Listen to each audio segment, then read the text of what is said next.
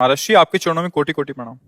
महाराज जी पिछले कुछ समय से बहुत एक दुविधा चल रही है महाराज जी, घर में कॉकरोच की वजह से पेस्ट कंट्रोल कराना या करना पड़ता है। महाराज जी मन में बहुत पाप का भाव आ रहा है। हर जीव को जीने का अधिकार है। जहां तक हो सके हम उनको जीव रक्षा करते हुए बचाएं, अपने कार्य को कर सकें। जैसे हमें वर्तमान में दिखाई दे रहे हैं तो उनको उसमें भर करके बाहर फेंक दें।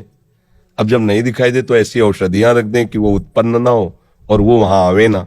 अब हमें दिखाई दे रहे हैं टहलते हुए, उनके ऊपर ऐसे केमिकल डाले जिससे वो मर जाए, तो पाप तो होगा, ये भोगना पड़ेगा। सब जीव इस भूमि में जीने का अधिकार रखते हैं। तुमने एक घेरे में अपने घर को अपना मान लिया है, लेकिन है तो भगवान का ही। तो उसमें छिपकली का भी तो अधिकार है, चींटी का भी अधिकार है, बिच्छू का भी अधिकार। भूमि भगवान की है ना, सकल भूमि गोपाल की। या में अटक कहां, सब भगवान के जन है। हाँ, कुछ हमारा विरोधी भाव है। अब सांप जिस कमरे में रहेगा उसमें हम कैसे रह सकते हैं? तो हम मारे ना, निकाल दें। हम ऐसा उपाय करें कि उसको दुख ना पहुंचे और अपना बचाव पक्ष कर लें। ये बेहतर सकते हैं। जैसे पोछा लगा रहे हैं, बहुत सी चींटियां हैं, आप ध्यान नहीं दे रहे, रगड़ रहे हैं, पाप बन रहा है। पहले फूल झाड़ू लीजिए, ऊपर से मार दीजिए, पोछा लगाइए, अगर फिर दिखाई फिर फूल झाड़ू से कर दीजिए। हमारा उद्देश्य न मारना है। अब अचानक कोई आ जाता है तो भगवान जाने। अब हमें दिखाई दे रहा है कोई भी जीव, कोई भी नाम रूप जीव का हो, सब में बराबर अंश है। जितना एक हाथी में उतने एक चींटी में, जितना एक महात्मा में उतने कॉकरोच में। वो पावर सब में विराजमान है। कोई ऐसी जगह नहीं जहां वो ना हो। हाँ, ये जरूर है कि अनजाने में जो पाप होते हैं वो भगवान क्षमा कर देते हैं। अब चींटियां हैं, उसके ऊपर आप केमिकल डाल दो, अब आपको दंड भोगना। इसमें भी देखना है, बचाव पक्ष अपना रखना है, लेकिन उसको नष्ट नहीं करना है। किसका प्रश्न था? हाँ, ये आपको देखना है।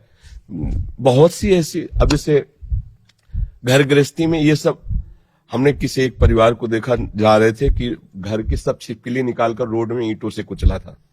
दुर्गति होगी, कोई संशय नहीं। आपको ऐसा लगता है? हम कहते ठीक है, हमारा उनका विरोधी भाव है, मतलब भोजन में वो शौच न कर दें, भोजन में गिर न जाए, तो आप उनको निकलवा कर बात छोड़ दीजिए। संसार है, मारने जरूरी है, उनकी हत्या करना जरूरी है क्या? मुझे लगता है किसी भी जीव की हत्या करने का अधिकार हमें नहीं है। हम अपने बचाव पक्ष में हैं। अब कोई मर जाता है वो बात अलग है, अपने बचाव पक्ष में।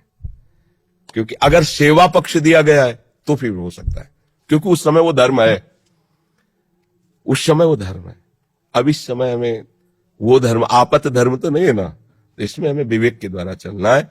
झाड़ झाड़ के फेंकते रहो, जब देखा अब नहीं है तो वो औषधि, तो वो दवाएं चली हैं, लगा दीजिए, तो आएंगे नहीं और वो उत्पन्न ही नहीं होंगे। गंदगी नहीं रखोगे तो काय उत्पन्न होंगे, गंदगी रखोगे तो उत्पन्न होंगे। ऐसी वो सब चले हैं कि रख दो तो ये सब कीड़े मकूड़े नहीं होते। पर सब में भगवान है, मारना तो हम कभी अनुमति नहीं देंगे। और किसी भी जीव को दंड दोगे, देखो एक कथा तुम्हें सुनाते हैं, महाभारत की है। एक महात्मा मांडव्य ऋषि नाम के थे।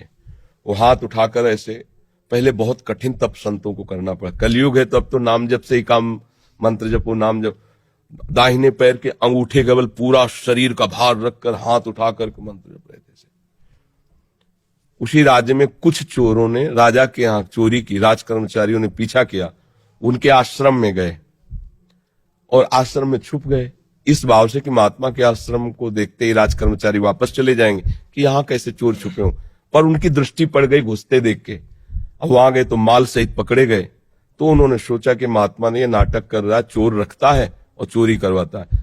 तो उसी अवस्था में मांडव्य ऋषि को भी ले गए और राजा के सामने पेश किया कि समस्त चोरों को पकड़ लाए तो उनका शूली की सजा दे दो। शूली की सजा बड़ी भयानक होती थी। एक भाले जैसे यंत्र में ऊपर से सीढ़ियों से ले जाकर उसे छोड़ा जाता था, गुदा द्वार से वो जितना घुस जाए, भाले जैसा, अब उसे में टंगा है। अब प्राण शक्ति जितनी उसकी हो, जितने मिनट जिए, जितने घंटे जिए, कोई कोई घंटों जी जाता था, रक्तस्राव हो रहा है, तड़प रहा है। अब वो केवल एक शूली ऐसे लंबी ऊपर से छोड़ दिया और गुदा द्वार में जितना घुस गया, यहां तक याद। अब वो तड़प तड़प के बड़ी भयानक मृत्यु होती थी। वो महात्मा को भी ऐसे किया गया। वो तो साधारण जीव थे, सब मर गए। जो इस सूली गई गुदा द्वार से अंदर, सो चेतना जागृत हुई, लगाया पद्मासन, उसी पे बैठ गए सूली पे। अब ये तो योगी थे।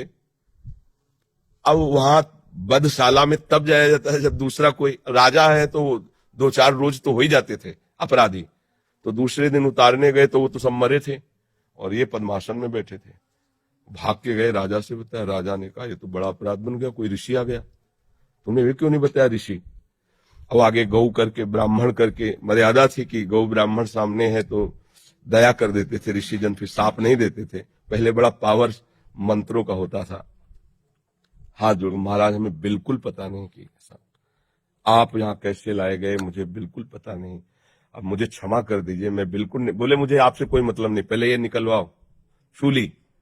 लाख कोशिश की गई, सूली निकली नहीं, तो उनका काट दो, तो ऐसे काट दिया गया, सूली काट दी गई। सीधे वहां से अंतर ध्यान हुए धर्मराज के पास पहुंचे, क्योंकि पावरफुल महात्मा थे। धर्मराज से कहा कि मैंने क्या ऐसा पाप किया जो तुमने दंड विधान किया, क्योंकि ऊपर हाई कमान तो वहां है ना, क्रिया यहां दिखाई दे रही, कारण तो वहां है ना, पूरा हिसाब किताब उनके पास। तो बड़े गुस्सा में थे। उनका गुस्सा मत होइए महाराज, आप देख लीजिए, जैसे अपने ना कि रिवर्स करके फिर वही सीन चला के दिखा दी टीवी में, तो वहां उन्होंने सीन दिखाई। ये 8 वर्ष के बच्चे हैं, खेल खेल में तितली को पकड़ा और उसकी गुदा के द्वार में बम्बूल का कांटा डाल दिया, छोड़ दिया, तड़प तड़प के तितली, काफी समय में बम्बूल का कांटा बड़ा होता है, तो जानते उसका परिणाम क्या आया, सूली उनके गुदा में डाली गई महात्मा होने पर भी। अच्छा, गुदा से कांटा निकाला नहीं तो सूली निकली नहीं। ये केवल मुंह जवानी कथा नहीं, महाभारत में भगवान व्यास देव जी ने इसको लिखा है। तो उनका नाम हुआ अणिमांडव्य। तब उन्होंने कहा कि हम नया नियम बनाते हैं, 14 वर्ष तक के बालक के पहले के अपराध जो है वो नहीं माने जाएंगे, वो मैं क्षमा करने का विधान बनाता हूं। और तुम मुझे बालक को इतना बड़ा दंड दिया उस खिलवाड़ का, इसलिए तुम मृत्यु लोक में जाओ, 100 वर्ष के लिए मैं तुम्हें साथ देता हूं। तो वही विदुर जी के रूप में आए, साक्षात धर्मराज, अंश से युधिष्ठिर है लेकिन साक्षात धर्मराज विदुर जी के रूप में आए। अणिमांडव्य ऋषि के आज भी वसूली वैसी है।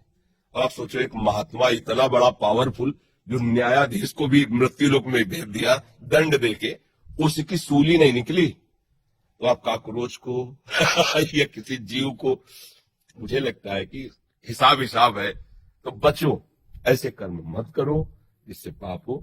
हम 100 बार झाड़ के फेंक देंगे बाहर, वो डस्टबिन नहीं आती, डस्ट पेन क्या कर देते हैं, हाँ फेल, हम तो देहाती आदमी यार, तो हमें बीन और पेन में कोई अंतर नहीं लेकर बाहर फेंक दे। से नाम जप करो, पवित्र रखो, पहले से केमिकल ऐसा रख लो जिससे वहां उनकी उत्पत्ति ना हो। आप देख के डालोगे कि ये डाल, अब वो सीधा हत्या है, वो आपको अपराध लगेगा।